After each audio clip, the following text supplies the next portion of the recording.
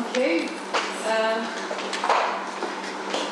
Next, I hope that we will actually keep online with this Sylvia's story, because I prepare a small presentation of our modest contribution to internationalization of higher education through harmonized curricula. But I simply could not resist to put these two approaches to internationalization of high school education.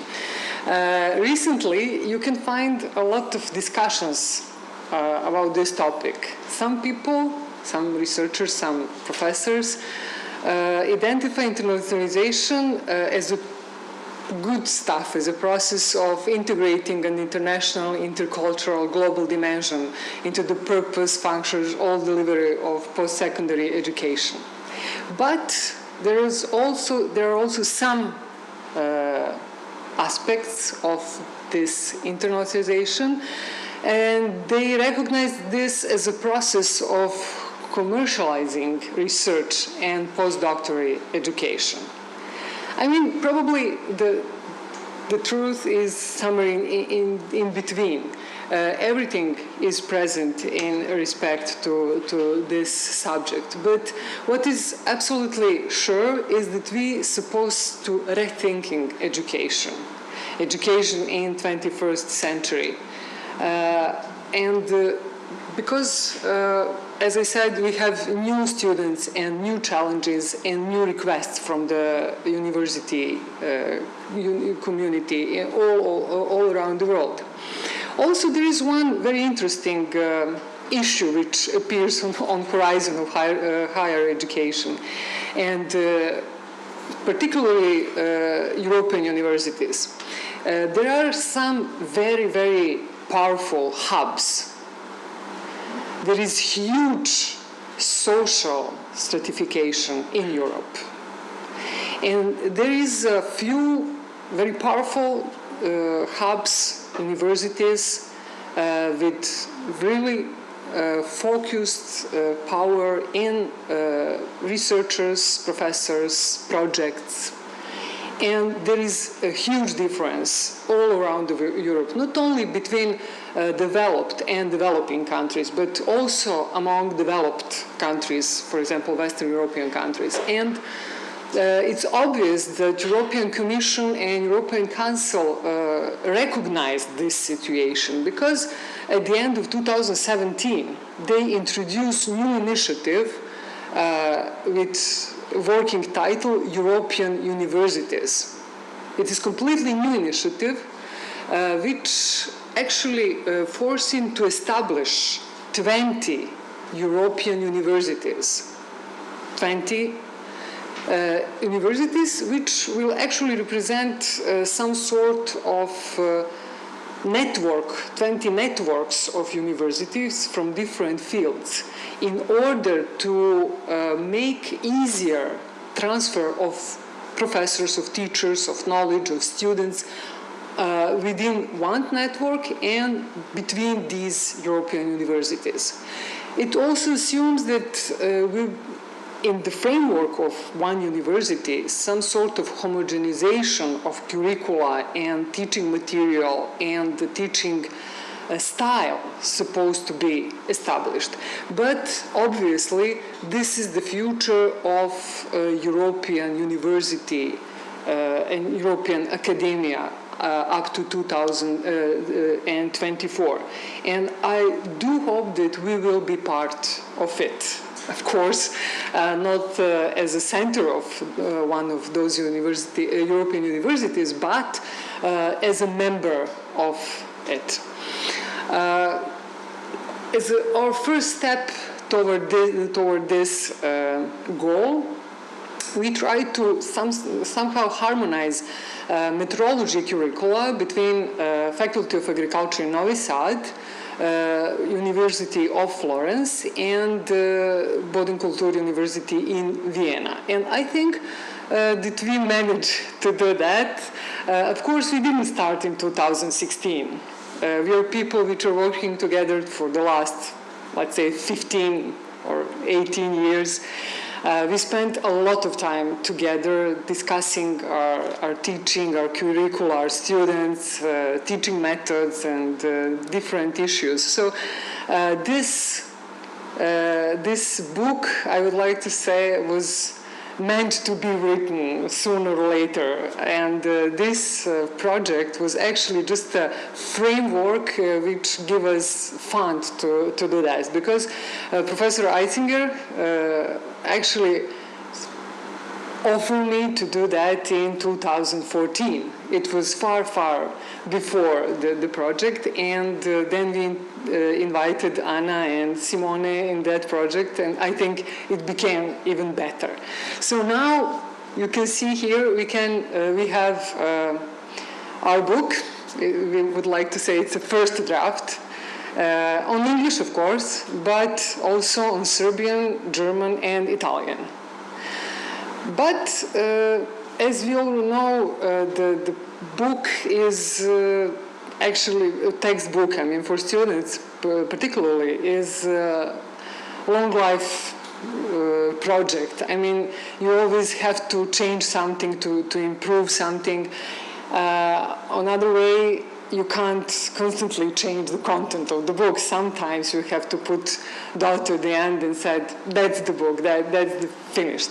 So we decided actually to left one small door open to improve our book and topic using a so-called additional material.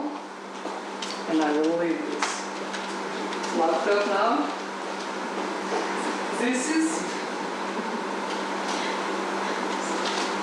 This is the book. This is her formal form with covers and everything. But this is teaching material.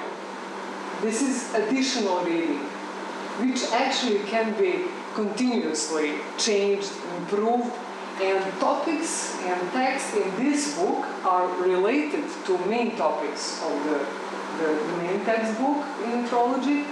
And all texts are actually lessons of our professors or our guest lecturers during these last 2.5 years. Our lectures in Vienna and Florence and lectures of our colleagues from Vienna and Florence perform for our students in Novi Sad. Also, here are texts related to expert training of our colleagues from the project. And these texts will be continuously improved and changed, but it's okay. And finally, as a connection to previous speakers related to introduction of science into high school education, we did something what we really consider as important stuff. It is science education in high schools, how to connect high school students and university, because when young persons supposed to go to university, many topics are completely new for this student. They learn about biology, chemistry, physics, but university is not just a basic science. There is so many topics and so many issues for which young person never heard before. So we make some small experiments and analyze physics curricula for high school education and try to connect this with topics in meteorology, agrometeorology, and atmospheric physics. Just to see how efficient it can be. And this small book is actually a result of this work. We of course plan to extend this, but this book is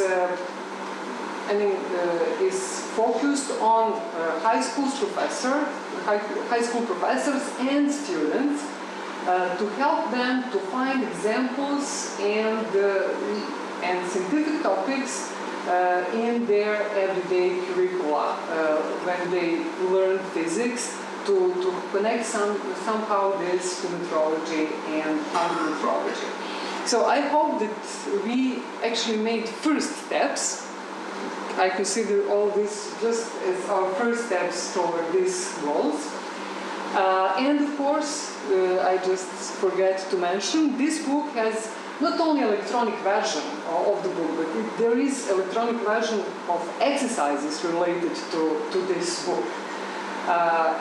Numerical exercises and examples, which are mostly done in Microsoft Excel. They can be easily downloaded, so when somebody learns something about a certain issue in meteorology, the student can make calculations and check how it works with concrete numbers. And of course, we can always change and improve this. But let me say that writing chapters, writing these texts is maybe 51, 53, 54% of the work. There is a lot of work which is supposed to be done, because writing a book is really team effort. So let me just mention people which introduce a lot of time and effort in preparation of this book. For design of figures, plots, and book cover in our book, we would like to thank you, Miss Ina Firan. She's not here, but she really did amazing work to make this book, let's say, great equipped with graphs and plots. I will show you a little bit later some of her work. Mr. Srđan Raneš translated the book from the English to Serbian.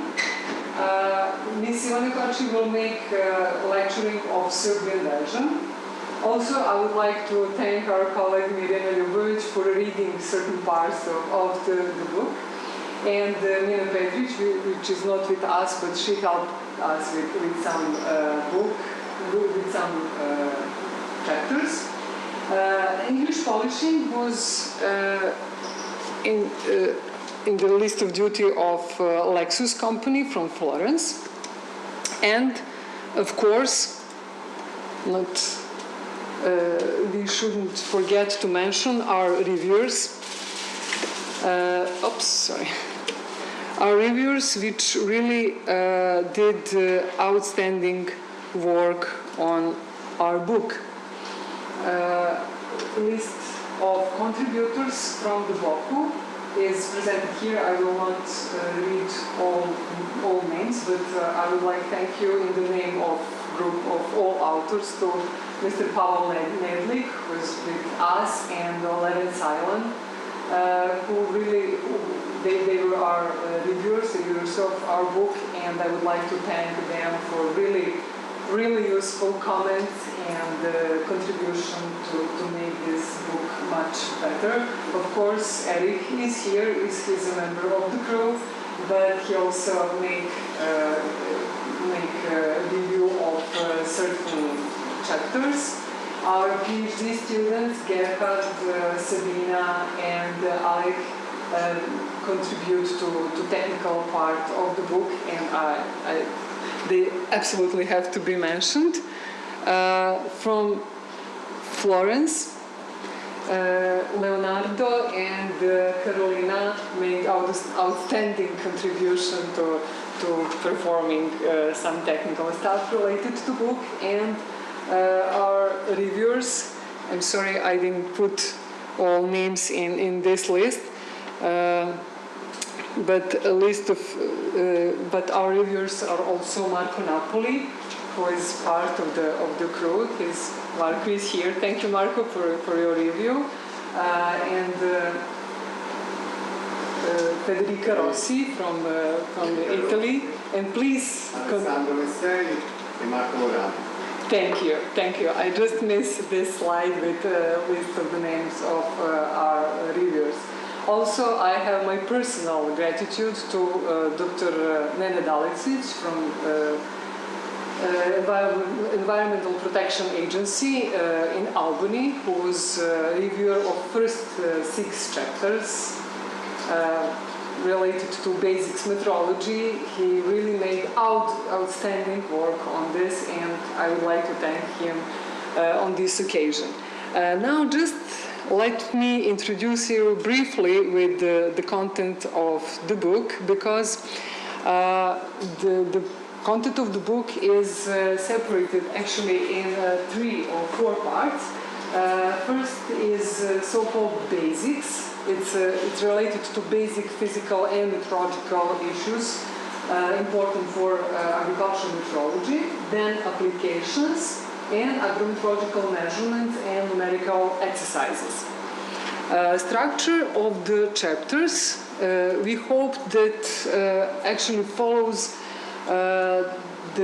some sort of new concept of preparation of lectures and exercises, because I don't know why it happens, sorry. Because basic chapters are divided on 3 parts. First is just shortly related to main topic, for example, temperature, radiation, or wind. Then the second part is related to impact of plants on this topic, and third part is related to impact of topic, let's say temperature or radiation, to plants. And this is the structure which is kept through all basic chapters. Have in mind that this book is devoted to students of first, second, or third year of undergraduate studies. It's very important for us, it was very important for us to make a concept in which they can recognize importance of basic studies and basic principles, but at the very beginning to be able to apply this to something what is important for them. They are students of agriculture. For them, it's important how these basic issues are related to agriculture, to plants, to harmful organisms, to animals. So we try to introduce these topics and this concept from the very beginning of the book, not to just have this basic stuff and then application. We try to merge all this stuff from the very beginning of the book. Of course, we are very proud of this application part of the book, because it's practically full of very good examples of good practice, of experimental results. I think that this part is mostly written by my colleagues from Vienna and Florence, and they introduce a lot of results from experiments, from the scientific papers. So almost all graphs and maps in these books are really original one from real data, from real experiments. And I consider this as one huge advantage of this book. At the end, we have the part related to agrometeorological measurements, and not only classical one, which is actually part of each book, but we also introduce remote sensing, satellite data, measurements, and some, I think, really practical concept and practical approach to this part. I mean, almost all our authors give some contribution to this agrometeorological measurements, but I would like really to mention our colleague Berher Pahar, which is not with us unfortunately from some personal reasons, but he is real expert in this issue, and these chapters related to agrometeorological measurements are a result actually of his, almost 25 years of work in agrometeorological measurements. And just to mention, recently I was counting, and I think that all authors of this book have, they have more than we have, actually more than 100 years of teaching experience. So I think that it was worth it, and that we were able to introduce at least some part of this experience in this book. So thank you for your attention. The books are here displayed, so if you're interested, please be free to see them, and we will meet after the break. Thank you.